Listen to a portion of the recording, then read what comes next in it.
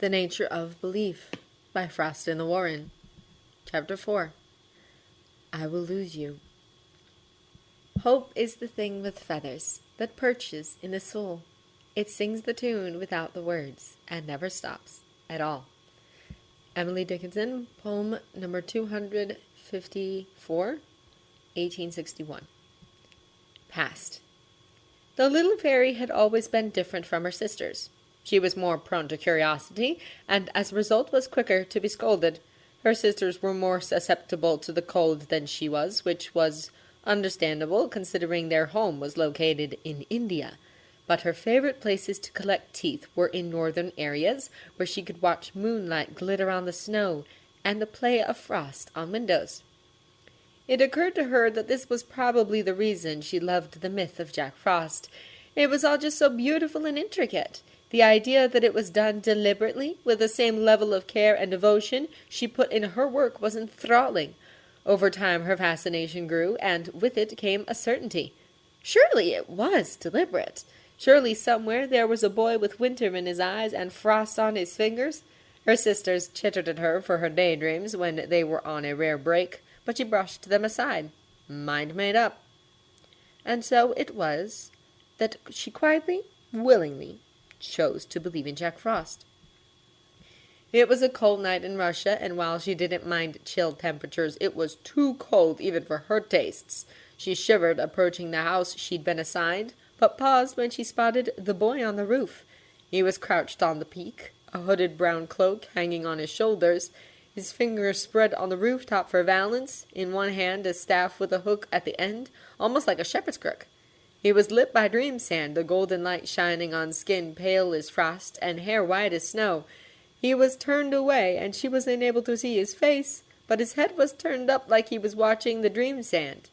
The little fairy flew closer, curious. She was a few feet away when she let out a hesitant, questioning chirp. The boy perked and turned around. His eyes, bright eyes like winter, lit on her, and thin pale lips parted in a happy chuckle. "Wow," he said, and he really did have such a nice voice. He was looking at her like she was something extraordinary. "I've never seen one of you up close before." He leaned closer.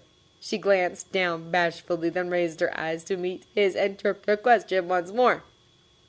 The boy's smile dropped. His eyes spread wide. His voice trembled when he spoke. "You... Wait, can you see me?" She nodded.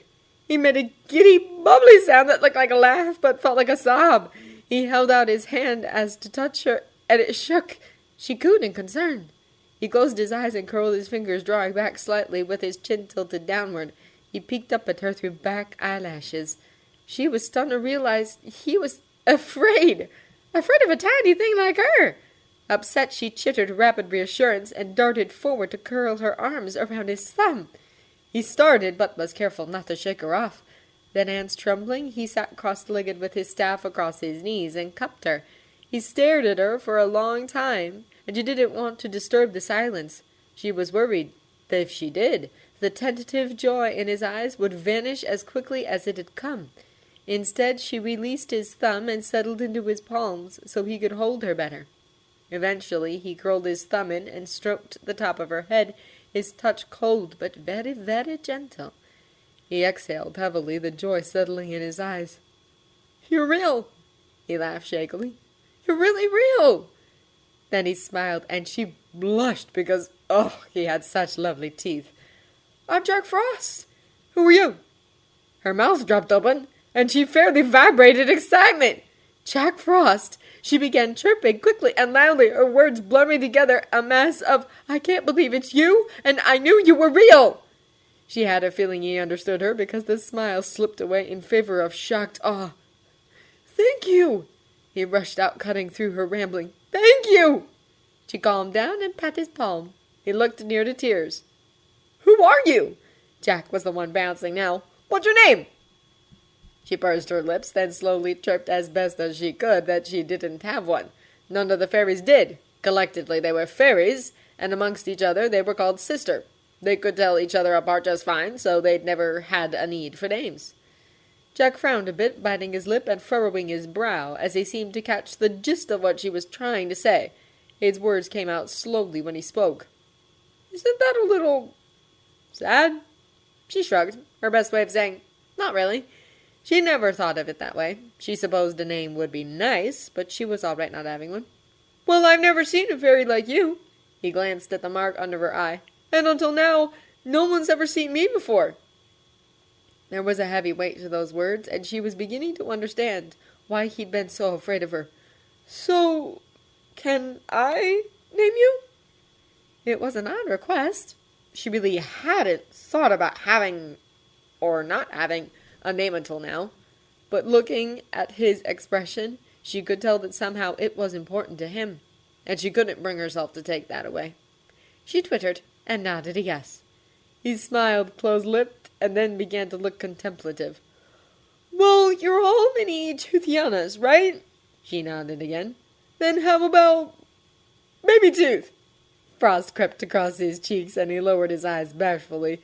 "Sorry, that's not very creative, is it?" She cooed at his upset. She flew from his palms to put a hand on his cheek. "No," she tried to reassure. She loved it. And she did! There was a small piece of her that had already warmed heavily to the new name. Jack raised his eyes. Then he smiled. It was wider than any she'd seen on him before, fighting his cheeks for room on his face. It was big and bright and wonderful, and he looked at her like she was the best thing he'd ever seen. It made her want to cry. The golden sand flickered around them, and she realized it had started retreating as dawn approached. She had to go. She still had work to do. She turned back to him, and she knew he understood. "Okay, do what you have to." His smile never moved, but his eyes dimmed. "Goodbye." She began to fly away, reluctant to leave, when his voice stopped her. "Baby Tooth?" His voice was soft as freshly fallen snow. "Will I ever see you again?" She nodded fiercely. Of course! She would make sure of it. Acting on impulse, she darted forward, kissing his cheek, and flew away. She slipped into the house and collected the tooth, a lateral incisor. When she was out and a building away, she couldn't resist looking back. He still stood on the rooftop. He was staring at the moon, staff clutched to his chest. He was crying. She almost flew back to him until she noticed his smile. It wasn't nearly as wide as the last, but it was her favorite, and more beautiful because it sparked his eyes with the smallest flame of hope.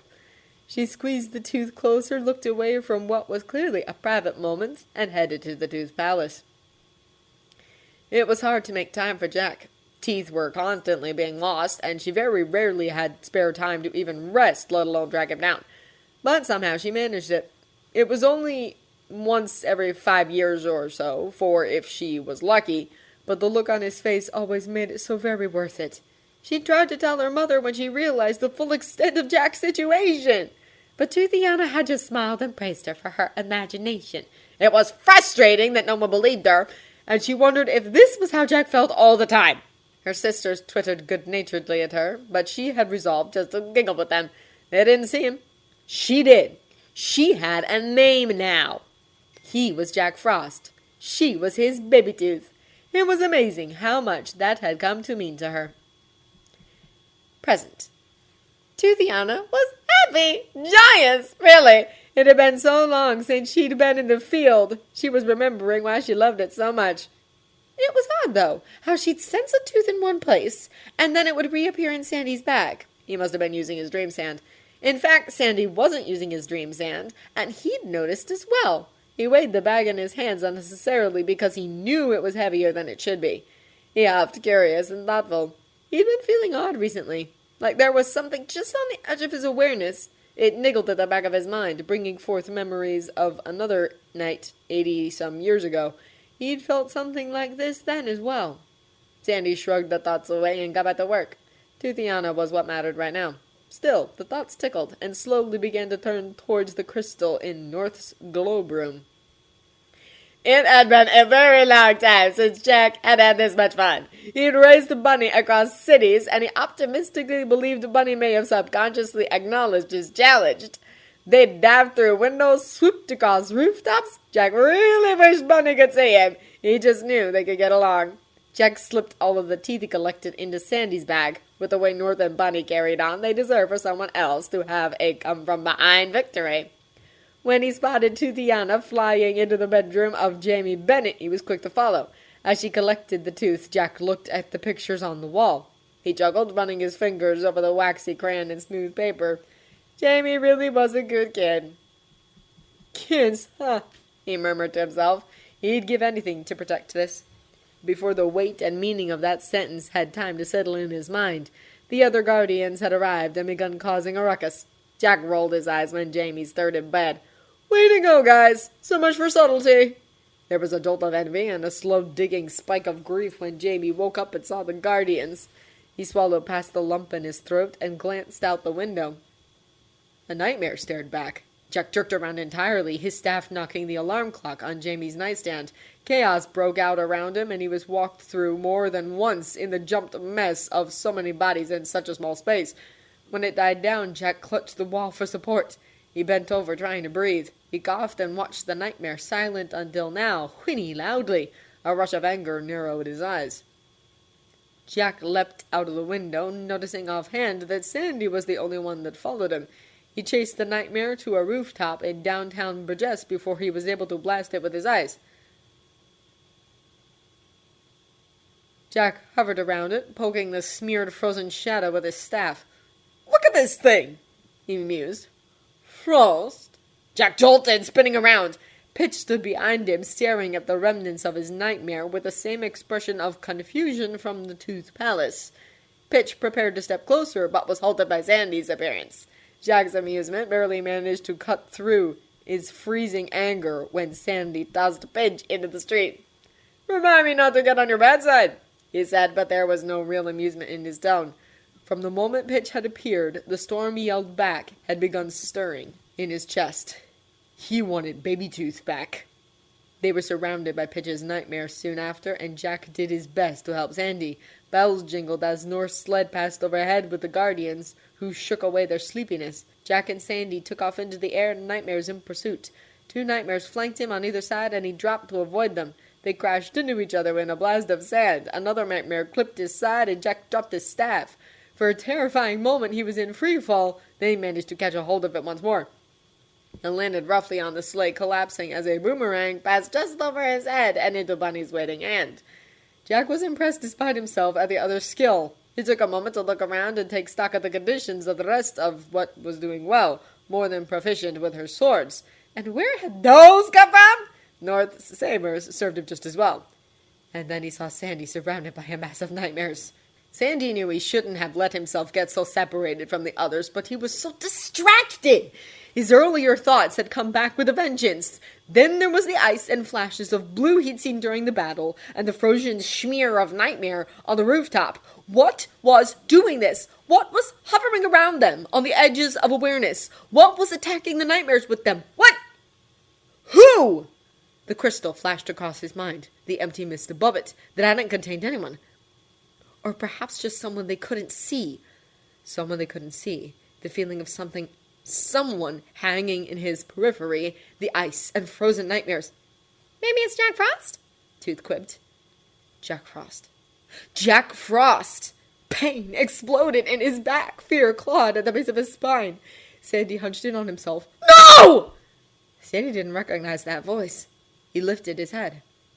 White hair, impossibly pale skin, like snow, a frosted hoodie, big blue worried eyes. Jack Frost was flying towards him, his lips parted in a soft "oh" of realization, coupled with a dawning horror that Jack had always been there and they'd never seen him. Jack was closer now, and the panic drowning on his face did nothing but deepen Sandy's guilt. The fear was spreading. He could feel it creeping on his senses, trying to ooze into his core. If he wanted to have a chance of surviving, he had to lock his core away, now. So Sandy swallowed back the guilt and did the only thing he could do, something he wished he had been able to do sooner. He looked Jack Frost in the eye. "No!" Jack's anger was burning into terror. No matter how fast he flew, he couldn't seem to get close enough. And then Sandy looked him in the eye. For a moment he was confused, but then he understood. Sandy was looking at him! Sandy could see him! Jack's mouth dropped open, elation rippling across his senses. Sandy could see him. Sandy would be able to explain. Sandy could make so Jack wasn't alone anymore. Sandy smiled, pleasant and so very kind, and bobbed his head in greeting. Then the nightmare sand swallowed him. "No!" Jack whispered, his heart dropping to his feet. "No!" Sandy was nice, Sandy was understanding, and did good things. Sandy had believed in him. He'd finally gotten someone else to believe in him, and now he was gone, and it wasn't fair!